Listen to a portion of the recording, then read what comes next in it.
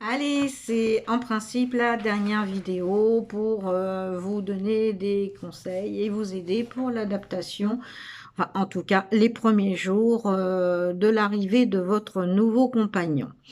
Donc, vous avez dû avoir par mes bénévoles au moins un fascicule, au minimum ce fascicule, l'arrivée du chien. Sinon, de toute façon, je le redonne à l'arrivée. Je donne également l'arrivée sur le l'Arche d'éternité, ce que l'on fait. Et puis, vous avez ce dernier fascicule, votre loulou s'exprime. Voilà, donc là je vais revenir dessus. Vous avez bien maintenant bien tous compris que vous allez faire un sauvetage, que votre loulou il n'est pas clé en main. Il y a des loulous qui sont très faciles et il n'y a absolument aucun problème. Après vous avez des loulous où il va falloir peut-être plusieurs jours, plusieurs semaines ou plusieurs mois pour qu'ils s'adaptent à sa nouvelle vie. Voilà, mais tout vient, tout arrive, tout voilà. Si vous faites bien les choses, hein, on est bien d'accord, hein. Donc, je l'ai dit dans la précédente vidéo, patience surtout, et beaucoup d'amour et de douceur. Voilà, c'est essentiel. Donc, là, je vais venir je vais commencer sur la marche en laisse. Donc, votre loulou, en principe, hein, n'a jamais marché avec une laisse. Il va découvrir cette étrange chose qui le relie à vous. Et essayez de vous imaginer, vous, si je vous mets une laisse et que je vous ordonne de me suivre et de tirer sur la laisse, peut-être que ça ne va pas vous plaire. Donc, on parlait de la saucisse magique, hein. Votre loulou, s'il ne veut pas marcher, ce qui peut arriver, eh ben, vous ne le tirez pas. En aucun cas, vous ne tirez votre loulou s'il refuse de marcher. Pourquoi? Parce que tout simplement, je vous ai parlé des dog catchers dans une autre vidéo. Si vous tirez votre chien, vous pouvez lui rappeler ce mauvais souvenir qui était le jour où il a été pris par un dog catcher au lasso. Et là, vous commencez très mal l'éducation à la laisse. Là, ça commence très très mal. Votre chien ne veut pas marcher. Eh ben, tant pis, vous le portez. Il aura peut-être fait 2, 3 pas, vous l'aurez félicité et vous le portez. Donc, au début, l'environnement peut être bruyant, il n'est pas habitué, rappelez-vous, le refuge est totalement isolé, hein. Donc, s'il ne veut pas marcher quand vous sortez de chez vous, vous le portez, vous l'emmenez dans un parc le plus calme possible, l'endroit le plus calme possible, et vous posez votre chien au milieu du parc. Et après, vous le laissez renifler. À quoi ça sert les promenades? Eh bien, à sentir les bonnes odeurs, évidemment à faire son pipi et son popo, hein, mais aussi à renifler les odeurs, voir quel copain est passé par là, quelle signature il y a. Donc, c'est le moment de sortie de votre chien, hein. Ce n'est pas votre promenade à vous. Si vous avez envie de faire un footing ou les magasins, vous y allez sans votre chien. Là, c'est la sortie du chien. Donc, il faut prendre son temps. Voilà. Donc, votre chien, il veut pas marcher. Bon, bah, s'il marche quelque part, vous le félicitez. Hein. Bravo, faut lui dire bravo, bravo, un petit bout de saucisse, c'est tout. Hein. Bon, alors, puisqu'on parle de la marche à laisse, on va parler du rappel. Mes bénévoles ont dû vous en parler. Le rappel, c'est pas inné. Donc, votre chien, vous avez une longe dans un endroit clôturé, sécurisé. Vous gardez bien la longe en main et vous laissez aller votre chien. Quand vous rappelez votre chien, s'il vient, vous le félicitez. Ça se trouve, il va venir tout de suite, hein. Vous le félicitez, vous lui donnez un bout de saucisse, vous le caressez, voilà, vous montrez que vous êtes très, très content. Maintenant, on a des chiens qui sont un peu plus récalcitrants, vous l'appelez, il vient pas. Eh ben, tant pis, si votre chien, il vient pas, et bien, quand il se décide à venir, même si c'est au bout d'une demi-heure, vous le félicitez, vous lui donnez un morceau de saucisse. Vos enfants, quand ils allaient à l'école et qu'ils vous ramenaient un collier de pâtes, là, c'est pas très joli, mais vous le félicitez. Ben voilà, vous le félicitez. Bon, enfin, généralement, cet exemple, je le garde pour la propreté.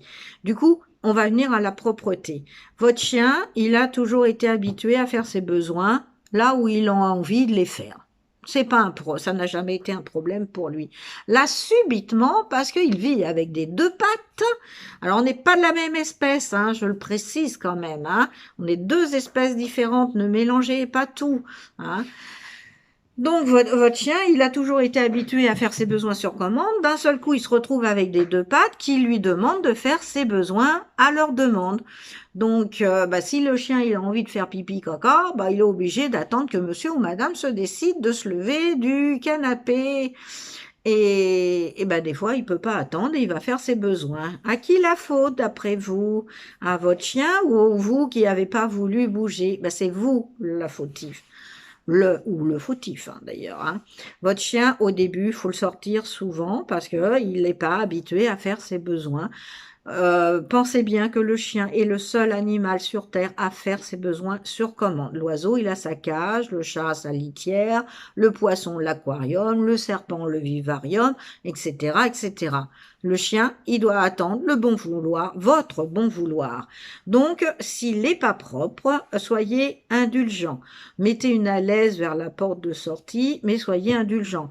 S'il fait ses besoins devant vous, vous le prenez, vous dites rien, vous le prenez, vous le sortez, et quand vous allez rentrer, vous évitez de nettoyer devant le chien, mais voilà, vous dites rien. Votre chien fait pipi dehors, vous le félicitez. Si alors il vous fait un mignon joli caca, bon généralement c'est pas très mignon, mais s'il vous fait un caca, et ben là, c'est comme le collier de nouilles à votre gosse qui vous ramène de l'école, c'est magnifique, c'est magnifique, vous le félicitez, vous lui donnez un morceau de saucisse. Votre chien, qu'est-ce qu'il va voir? Il va retenir que dehors, quand il fait ses besoins dehors, vous êtes hyper content. En plus, vous lui donnez un petit morceau de saucisse pour vous faire plaisir. Il va recommencer ses besoins dehors. À la maison, si vous le voyez, vous dites juste non et vous le sortez. Si votre chien fait ses besoins quand vous n'êtes pas là, ben ne dites rien. Ça sert à rien. Pourquoi ça sert à rien? Parce que le cerveau canin n'est pas fait comme le cerveau humain et il n'a strictement aucune notion du temps. Alors quand vous allez rentrer, que ce soit pipi, caca, il a mangé votre pied de chaise, vos chaussons, vos chaussures. Les Roumains adorent les chaussures. Tant pis pour vous, rangez vos chaussures. Mais en tout cas, vous ne dites rien à votre chien qui a passé le temps comme il l'a pu parce que évidemment, vous allez lui crier dessus et certains me disent ah mais si il a compris. Non, il a juste compris que vous n'êtes pas content. Votre chien fait des bêtises quand vous n'êtes pas là, fait pipi mais pas devant vous, vous dites rien, ça sert à rien. Voilà, vous réparez les dégâts, vous nettoyez le pipi, vous rangez vos chaussures, vos appareils photo, etc. Mais ne dites rien à votre chien. On fait l'éducation positive. Il fait quelque chose de bien, on le récompense, on le félicite. Voilà. Il fait quelque chose de mal, on l'ignore, on lui crie pas dessus. Hein. On ne le tape pas. Enfin, si vous avez franchi de toute façon la barrière de la préadoption et que là, vous adoptez un chien chez nous, c'est que vous avez franchi cette barrière. Bon, en espérant que vous ne nous ayez pas menti, parce que là, on va se fâcher après. Hein. Donc, voilà, la marche en laisse, le rappel, ben, je vais revenir, tout à l'heure, je parlais du collier de nouilles. Généralement, je donne un autre exemple. Donc, j'aime bien quand c'est plutôt madame parce que c'est plus simple. Je l'ai fait récemment à un monsieur, mais c'est un peu difficile quand même. Hein. Puis à la finale, c'était un peu violent, j'ai trouvé. Donc, votre chien, il est dehors, il est à 6 mètres de vous et vous l'appelez, il veut pas revenir. Bon, ben, quand il revient, vous le félicitez. Alors, vous, mesdames, je vais vous donner un exemple. Vous êtes avec votre chéri ou des amis ou vos enfants au centre commercial. Vous êtes devant une vitrine, vous regardez une robe, mais alors elle est... Oh, qu'est-ce qu'elle est belle cette robe, j'en ai vraiment bien envie. Et vos amis, votre famille, votre mari vous appelle et... Ah non, cette robe, vous avez vraiment envie de cette robe. Et vous voulez vraiment pas arrêter de la regarder. Vous allez enfin voir votre mari et votre mari, là, il est tellement mécontent de vous avoir attendu qu'il vous met une gifle. Waouh! Il n'est pas sympa, votre mari. Hein. Non, non, franchement, je le trouve pas sympa, moi. Enfin bref, on va reprendre. Vous êtes toujours au centre commercial en train de regarder votre fameuse robe qui vous plaît magnifiquement. Et votre mari vous appelle, vous décidez, là, vous y allez tout de suite. Et votre mari, waouh, il vous offre un magnifique bouquet de fleurs. D'après vous, vous préférez quoi? La gifle ou le bouquet de fleurs? Hein? Posez-vous la question, parce que votre chien, il préfère la saucisse fumée à n'importe quel moment quand il sera décidé de revenir vous voir. Par contre, s'il se reçoit un coup de laisse, parce qu'il est arrivé 10 minutes après avoir été rappelé, eh ben, je peux vous dire que votre chien, il va quand même se dire, lui, il est pas sympa, j'ai pas envie de venir, et eh ben, il viendra quand il sera décidé. Donc, si votre chien vient, à n'importe quel moment, vous lui donnez un bout de saucisse. Vous allez dire, il va grossir. Avec le temps, vous allez espacer les moments où vous allez donner des saucisses pour féliciter avec la voix ou avec les caresses. Évidemment. Donc, dans mon petit fascicule, et en a parlé dans la préadoption, on vous a parlé du chien qui grogne, ou qui peut mordre. Alors, pourquoi un chien grogne? Bon, là, pareil, si vous avez passé la frontière, c'est en tout cas que vous avez su répondre ou on vous l'a quand même expliqué davantage. Donc, voilà, là, je vous montre souvent, puisque presque tout le monde oublie ce facteur, un chien peut grogner parce qu'il est malade. Imaginez que vous vous êtes promené, que votre chien s'est tordu la patte ou s'est enfoncé une épine dans la patte, un morceau de verre, n'importe quoi, que vous lui serrez la patte, vous lui faites mal évidemment, et soit il vous mord direct, soit il va se mettre à grogner. Le grognement, c'est sa façon de s'exprimer. Donc, le chien lève les babines, il est en train de vous envoyer un signal. Donc, attention, écoutez-le, c'est sa façon de parler. Donc, si votre chien, vous faites mal à votre chien à l'endroit où il a mal, il va grogner, voire vous mordre. Ça n'en fait pas un chien agressif du tout, hein. Il a juste mal, hein. Il y a là ce qu'on appelle la territorialité, la possessivité. J'aime bien aussi l'exemple de la gamelle. Alors j'adore, j'en ai parlé cet après-midi avec Catherine, une de mes bénévoles, et il y avait son mari qui était là. On a souvent des problèmes, il y a des hommes qui pensent qu'ils sont le mâle dominant et qu'ils ont le droit d'enlever la gamelle. Oh mon Dieu, je déteste entendre ça. Alors messieurs, hein, et de toute façon même mesdames, vous ne pouvez pas être un mâle dominant, parce que je l'ai dit déjà, vous êtes un bipède, et là, nous avons des chiens, on n'est pas de la même espèce, donc vous ne pouvez pas être un dominant sur un chien. D'abord, moi perso, j'aime pas les dominants, hein. Donc, vous ne pouvez pas vous comparer, vous n'êtes pas un chef de meute, vous êtes un référent. Donc, votre chien, il mange. N'ayez pas l'idée bête de vouloir lui enlever sa gamelle pendant qu'il mange parce que vous estimez que vous êtes le mâle dominant. Non, là, vous êtes vraiment stupide si vous pensez ça. Excusez-moi de vous le dire, mais voilà, c'est vraiment ce que je pense. Votre chien, il mange. Vous le laissez manger tranquillement. Alors, je vais vous donner encore un autre exemple et vous en aurez encore, hein. Quand vous êtes en train de manger, là, vous avez un super plateau de fruits de mer ou une choucroute ou enfin le plat que vous adorez là, hein.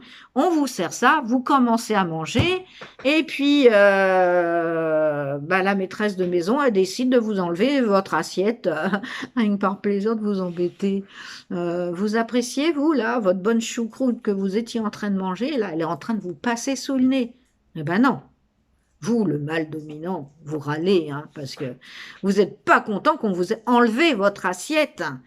Eh bien, pourquoi vous le faites à votre chien? Ne faites pas à votre chien ce que vous ne voulez pas qu'on vous fasse. Donc, le chien, il revient quand on l'appelle, on le félicite, il mange, on le laisse tranquille, dans un endroit tranquille. Il n'y a aucune raison de lui enlever sa gamelle. Je suis désolée. Alors, pour certains chiens, dans certains cas, peut-être qu'il faut apprendre à ce qui donne la gamelle, mais c'est très particulier. Alors, c'est surtout pour des gros chiens. Mais bon, là, moi, personnellement, le chien, il mange, c'est son moment où il mange, c'est le moment où il sort, c'est à eux, c'est leur moment. Laissez-les tranquilles. Voilà. Votre chien, il dort. Alors, il y a par exemple, il y avait la question dans notre préadoption des adultes ou des enfants arrive chez vous et votre chien, il grogne ou il est mort. Qui accusez-vous? Alors, souvent, on accuse le chien.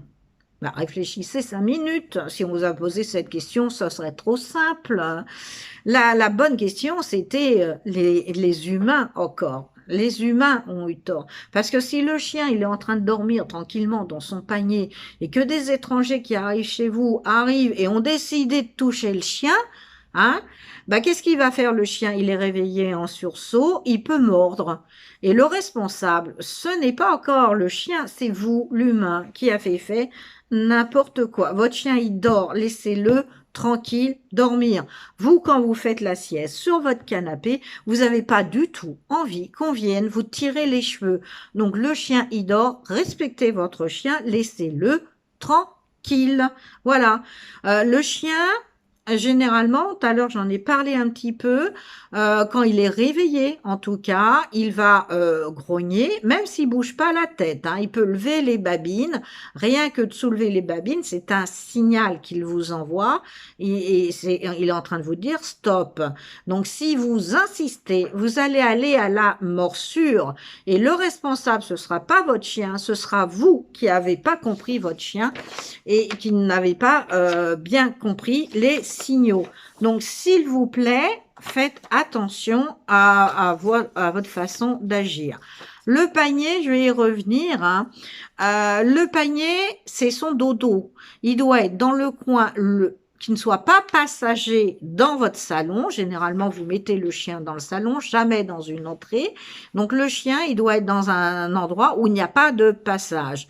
Il ne faut pas qu'il soit à côté d'une table où lui, ce qu'il va voir, c'est les jambes. Alors, en plus, si les jambes remuent, ça peut l'énerver. Il peut grogner. Donc, le chien, voilà, il faut qu'il soit le plus tranquille possible. Son panier, jamais devant une porte d'entrée, jamais dans un couloir. Vous envoyez des mauvais signaux, vous mettez un chien dans le couloir, c'est lui dire, toi tu surveilles qui c'est qui arrive et tu fais ta loi. Donc le chien, c'est l'endroit le plus calme possible dans le salon. Hein. Voilà, donc je crois que je vous ai tout dit, c'est dommage, j'ai aucune de mes bénévoles qui est là pour me dire Dominique, t'as oublié, je vais prendre mes notes. Donc oui, la marchandise, la propreté, le vermifuge, les vaccins, je vous en ai parlé. Les croquettes, donc au refuge, ils ont des croquettes de bonne qualité. Et évidemment, quand ils arrivent, les notas nous donnent pas de croquettes, puisqu'en plus, ils ont les croquettes du camion. Donnez à vos loulous et surtout aux chiots des croquettes de bonne qualité. Pas des croquettes numéro 1, parce que des chiens les supportent pas et maigrissent. Donc, dans la question, notre préadoption est faite de questions qui ont été faites par rapport à des expériences, à du vécu. Des croquettes numéro 1, ben, un chien peut ne pas les supporter, elles sont pas assez riches, il y en a qui sont peut-être pas mauvaises, mais moi j'ai eu le cas où j'ai repris un chien qui était squelettique et il était nourri avec des croquettes de vraiment basse qualité. Bon là il a suffi, bon on l'a repris ce chien et il a eu une bonne alimentation et il a repris du poil de la bête. Hein. Alors des croquettes de bonne qualité. Le fait qu'il change d'alimentation peut provoquer des diarrhées. Alors, vous inquiétez pas, hein, si c'est juste de la diarrhée, ça peut être uniquement le changement de croquettes. Alors, il y a aussi la fatigue du voyage qui fait que, bon, il va pas bien manger, pas bien assimiler. Alors, si vous avez une diarrhée vraiment, mais alors liquide, avec une espèce de glaire et du sang, amenez votre chien chez le vétérinaire, c'est sûrement la giardiose, c'est un kyste qui a des grippes, et ça grippe aux intestins, et on s'en débarrasse qu'avec un traitement. Voilà, c'est contagieux aux autres chiens et vous, si vous ramassez la diarrhée avec vos mains, vous risquez une bonne gastro, ça m'est arrivé. Donc prenez vos précautions. Ça se guérit très très bien, il n'y a aucun problème, mais effectivement, il faut un traitement. Alors votre chien, il y a ce que j'appelle les 3 J à l'arrivée. Il peut ne pas manger pendant 3 jours, ne pas faire ses besoins pendant 3 jours et dormir pendant 3 jours. C'est normal, c'est le changement. Donc ils récupèrent de la fatigue du voyage. Au refuge, il y a peut-être pas d'humains, il y a peut-être pas de musique, il y a pas de télévision, mais il y a 150 chiens qui aboient jour et nuit et c'est fatigant. En ce moment, il fait froid. Là, ils vont arriver dans vos appartements chauffés. Ça peut être fatigant également pour eux. Donc, s'ils dorment, s'ils bougent pas beaucoup les 3 premiers jours, vous inquiétez pas, ça va vite rentrer dans l'ordre. La nourriture, généralement, ils mangent très rapidement, mais ça peut effectivement arriver qu'un chien ne veuille pas manger tout de suite. Alors, s'il veut pas manger, vous pouvez commencer à mettre du viandox sur les croquettes pour que ce soit plus appétant. Si vraiment il veut pas manger, donnez-lui de la viande, donnez-lui du poulet, donnez-lui quelque chose de beaucoup plus appétant pour le décider. Pour les besoins, généralement, c'est pareil, ils font même très souvent dès qu'ils sortent du camion. Mais si votre chien fait pas du tout de besoin, surtout il urine pas pendant 3 jours, là, il faut aller voir le vétérinaire, faut consulter. Mais alors, ça, c'est vraiment très, très, très rare, voire ça n'arrive quasiment jamais. Mais qui dorment beaucoup, ça, c'est très fréquent. Donc là, je parlais, en ce moment, il fait très froid la nuit au refuge, même la journée, mais la nuit, ça descend encore plus. Donc, votre chien n'est pas du tout habitué à la chaleur de l'appartement. Il peut allaiter parce qu'il a trop chaud, donc vous inquiétez pas. Aérez au maximum votre pièce. En plus, pour le Covid, c'est très bien d'aérer la pièce, hein. Voilà, essayez voilà, d'aérer un maximum la pièce pour que votre chien s'habitue à la chaleur de votre appartement. Mais il va s'y habituer. Voilà, donc je pense que là, j'ai fait le tour, puisqu'on a parlé de la perte de l'environnement, n'oubliez pas, le petit martien. On a parlé du transport, les 30 heures, 2 400 kilomètres. On a parlé de son nouvel environnement, pas tellement à vrai dire. Donc quand vous arrivez avec votre chien, vous lui faites découvrir son nouveau lieu de vie. Si votre chien n'a pas le droit à la chambre, vous avez décidé que votre chien ne rentrera pas dans la chambre, vous le faites tout de suite. Les chiens, c'est comme les enfants. Si il doit avoir un nom, le nom c'est tout de suite. C'est pas oui, ah bah il a beaucoup voyagé, il est fatigué, il va dormir dans notre lit, mais demain il dormira dans son panier. Non, c'est non tout de suite. S'il a le droit au lit, ça, pas de problème. Attention, s'il a le droit au lit ou au canapé, moi mes chiennes y ont le droit. Hein, mais quand je m'assois sur le lit, sur le canapé, quand je me mets dans mon lit, mes chiennes me laissent m'installer sans aucun problème. Votre chien grogne parce que vous venez vous asseoir sur votre canapé et votre lit, là, vous le descendez, il n'y a plus le droit. Hein, voilà. Vous n'êtes pas un dominant, mais c'est votre canapé et votre chien n'a pas à faire la loi chez vous. Votre chien doit avoir sa place de chien. Voilà. Si vous mettez bien les bonnes bases dès le départ, vous n'aurez pas de problème. Voilà. En tout cas, là, cette fois, je crois que je vous ai bien dit, la marche en laisse, la fatigue, la propreté, les croquettes, les vaccins, le vermifuge. Le changement d'environnement, je crois que je vous ai vraiment tout dit cette fois. En tout cas, pour les familles d'accueil, vous n'hésitez pas à joindre Viviane et Alexandra. Hein. Vous pouvez les joindre également par mail ou Messenger également, ou surtout sur le forum. Sur le forum, on est toutes de l'équipe sur le forum. Généralement, quand il y a un message, il y en a bien une des 21 qui va le dire à la référente pour qu'on le voit. Hein. Donc, les familles d'accueil, vous nous contactez, voilà, pour quelques questions que ce soit, et c'est valable aussi pour les adoptants. Vous, messieurs, mesdames, les adoptants, vous posez la moindre question. Vous nous appelez. Si vous posez des questions parce que l'adaptation se passe pas aussi bien ou vous êtes en questionnement, appelez-nous. Si vous vous sentez en difficulté, appelez-nous tout de suite.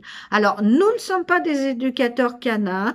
Nous avons une connaissance évidemment des chiens par l'expérience des années de plus de 1400 chiens placés. Donc nous avons quand même une expérience, mais si vraiment il y a un souci, nous vous mettrons en contact avec un éducateur canin pour vous aider si nous ne sommes pas capables de vous aider pour des problèmes basiques. Hein. Mais surtout, appelez-nous parce que ne laissez pas la situation s'envenimer, se compliquer davantage. Nous sommes une association qui dialogue, donc n'hésitez pas à nous contacter. Je vous remercie d'avoir écouté jusqu'au bout toutes ces vidéos. Celle-ci, c'est la plus longue, mais c'est aussi la plus importante. Maintenant, bah, je vais pouvoir voir qui regarde les vidéos, puisque je suis ça de près. Hein. En tout cas, voilà, je vous remercie. Je vous souhaite une bonne journée ou une bonne soirée. Dans le cas présent, pour moi, ce sera une bonne soirée. On se retrouve à l'arrivée ou sur le forum. Voilà, nous vous répondrons. Voilà, nous essayons d'être très présents pour toutes les familles, qu'elles soient familles d'accueil, adoptants. En tout cas, je vous remercie. Je remercie également l'équipe car sans mes filles, ben, on n'arriverait pas à faire tourner l'association. Voilà, et je n'oublie pas les Nuta et Caustica, bien sûr. Allez, à bientôt. Au revoir.